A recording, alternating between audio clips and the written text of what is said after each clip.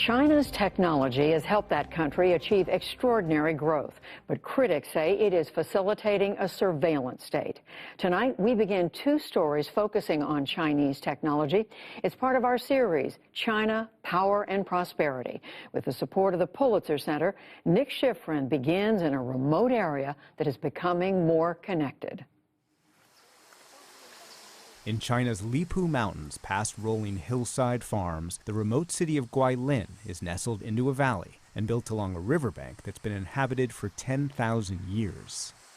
Today, this old town is getting older. The population is older and often needs medical care. The closest hospital is far, so on this day they line up for a mobile clinic on a bus.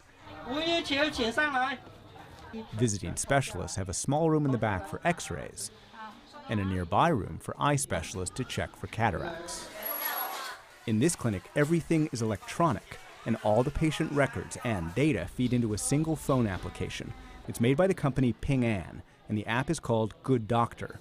Local doctor Luo Jiangshang says the technology changes everything. Before we had this platform, patients had to go so far away. It was a big burden. Now, with this platform, it saves both money and time. For decades, a country that suffered from widespread rural poverty relied on so-called barefoot doctors to provide remote areas medical care. Today, technology, from medicine to telecommunications to artificial intelligence, is helping transform the country. China is quite unique because it's been a rapidly developing country. So we have very varying, uneven distribution. Technology helps to bridge those gaps and deliver service, particularly in an environment like this. Jessica Tan is the co-CEO of Ping An, who's building towers over Shenzhen, China's Silicon Valley. Ping An boomed financially into the world's second largest insurance company, but now it's celebrating by turning old insurance into new tech. Last month, Ping An unveiled new facial recognition software for drivers. Those markings judge whether she's a good driver and feeds all of her data into Ping An's database. Micro-expression recognition. A separate application uses facial recognition to determine whether Ping An loan applicants are lying about their identity by examining more than 90 distinct expressions. When you're nervous, there are these micro-expressions that people will do. The system identifies abnormal emotions. Verifying the person who they are supposed to be, in most cases, is quite accurate. So I think already better than the human eye. And those human eyes, China's 1.4 billion citizens, are now entering more and more data on their phones. And in China, it's big data. Ping An's healthcare app has 250 million users. Ping An's car accident app that can automatically assess and cost damage has 200 million users. And China has developed so recently, the majority of all of those users have never owned cars or borrowed money or earned a credit score. So to choose loan applicants, Ping An's developed a social credit score based on all of the data users enter into their phones.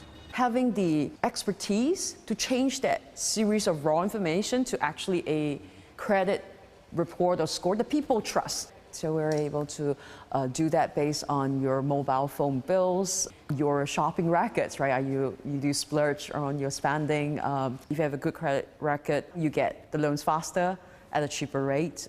So I think the idea is that there's incentive for people who have nothing to hide to want to share. But in communist China, who decides who has nothing to hide? Like Ping An, the government is now converting data on its citizens into social credit scores. It's called Sharp Eyes, and those eyes are electronic thanks to the world's most advanced surveillance. The 5 most surveilled cities in the world are Chinese. China now has more than 200 million cameras, including at the entrance to an international conference. And cameras use software that recognize not only faces, but also how people walk, and can then track their location as they move. That allows cameras to judge behavior. In Shenzhen, cameras watch this intersection. If people jaywalk, they're publicly shamed when their faces are displayed on the screen. Do you think because that camera is there, more people cross legally? Of course. They're afraid to be seen doing something inappropriate. so they will change their behavior. If you jaywalk, it reduces your credit score. For example, if you cross the red light, your score would be reduced by 2 to 3. Behavior change is exactly what the government wants. And the credit score system is so important, there's even a Communist Party-produced national credit magazine. Wu Xiaoyan is the editor-in-chief. The Chinese system's main purpose is to build a credible society of trust. This system has become an effective measure in our social governance. For example, on the bus, people with regular scores will pay regular price, and people with good scores only pay 80% of that. Rewarding good behavior all across society and punishing bad behavior is enshrined in her magazine. When I look in this magazine, I see an honor list in red, and then in black, a blacklist. Those on the red list are people who have trustworthy behavior. Those on the black list are people whose behaviors are not trustworthy. Does it work? Does rewarding people who act well and punishing people who act badly make more people act well?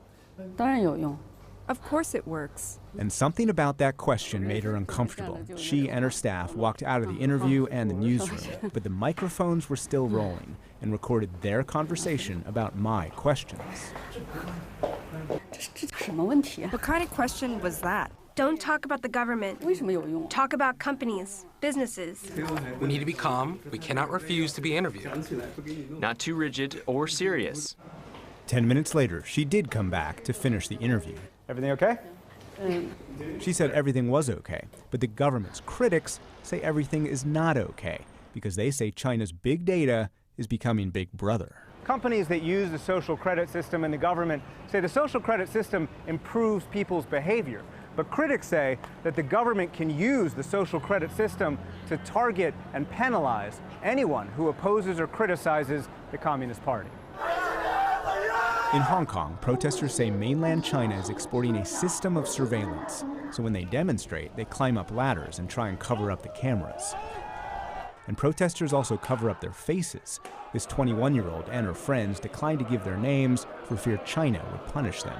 Although I'm wearing a mask, they're like AI tracking down our faces, and maybe they will just use computers and recognize us in maybe just 1 second, and having all our identifications and all our informations. We are scared about it. And protesters fear surveillance goes from cameras to inside their phones. They organize these rallies offline because they believe police hacked into their messaging apps. We are super scared that our personal information will leak out and we'll get caught based on these informations. Protesters' fears are accurate, says Zhang Lifan, a long-standing critic of the government. He was willing to sit for an interview but refused to be seen with us in public, so he met us in our hotel room. Are you, as a constant critic of the government, under surveillance? Of course. We can feel this surveillance all the time. The Chinese authorities use a network of cameras throughout cities, facial recognition systems, as well as various mobile phone apps to monitor individuals. Surveillance is indeed omnipresent. And that surveillance happens automatically and instantaneously. Every day, Chinese citizens send more than 45 billion messages on WeChat, the country's most popular messaging service.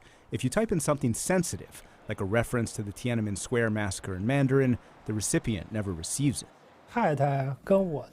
Sometimes my wife and I suddenly can't contact each other.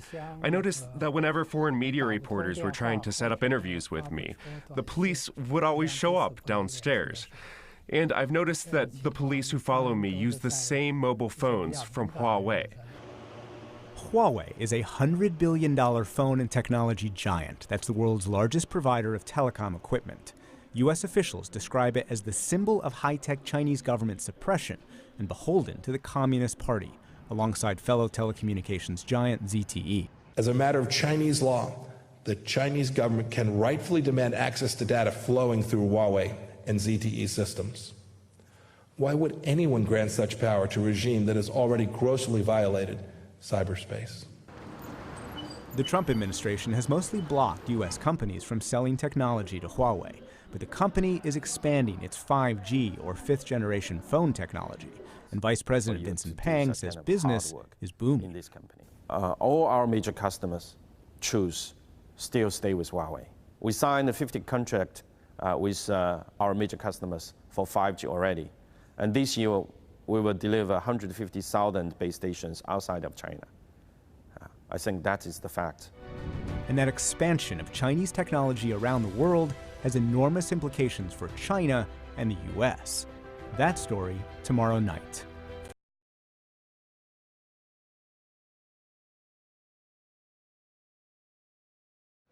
Hi, I'm Governor Brad Little. Beginning October 1st, 2020, you will need a STAR card to board a flight and enter federal buildings if you don't already have a U.S. passport or other compliant identification.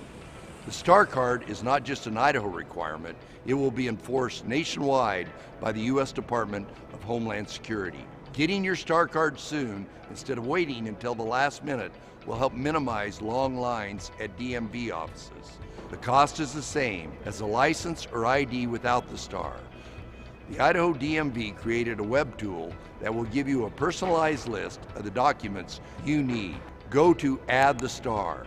The last thing I want is for a family or business traveler to miss a vacation or an important work trip because they didn't get their STAR cards.